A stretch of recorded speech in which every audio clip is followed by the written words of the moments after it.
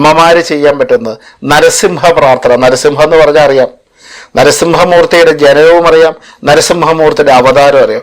വൈഷ്ണവ സങ്കല്പങ്ങളിൽ ശക്തമായി നിൽക്കുന്ന ഏറ്റവും വലിയ, അതായത് ഈ ദശാവതാരത്തിൽ ഏറ്റവും ശക്തമായി നിൽക്കുന്ന മൂർത്തിഭാവമാണ് നരസിംഹാവതാരം. ഭഗവാന് ഒറ്റ ലക്ഷ്യം മാത്രമേ ഉള്ളൂ, വിനാശകരമായി നിൽക്കുന്ന ബുദ്ധിയുള്ള ദൈവത്തിനെക്കുറിച്ച് വിനാശകരമായ സാത്വികമായ സങ്കല്പത്തിൽ വിനാശകരമായ ചിന്തയുള്ള ആരാണോ അവരെ ഇല്ലായ്മ ചെയ്യുക എന്ന് പറഞ്ഞാൽ അതേ സങ്കല്പത്തിൽ തന്നെയാണ് ഭഗവാൻ പ്രത്യക്ഷപ്പെട്ടേക്കണേ. അപ്പം നരസിംഹത്തെ നമ്മൾ വൈകുന്നേരം ഒന്ന് പ്രാർത്ഥിച്ച് എൻ്റെ നരസിംഹമൂർത്തി എന്നെയും എൻ്റെ കുട്ടികളെയും അനുഗ്രഹിക്കണേ എന്ന് പ്രാർത്ഥിക്കുന്നത് പോലും പുണ്യമാണ്. എന്നെ എൻ്റെ മക്കളെയും കാക്കണേന്ന് മാത്രം പ്രാർത്ഥിച്ചാൽ മതി, ആ കുട്ടികളുടെ സംരക്ഷണത്തിനായ നരസിംഹമൂർത്തി ഉണ്ടാകും.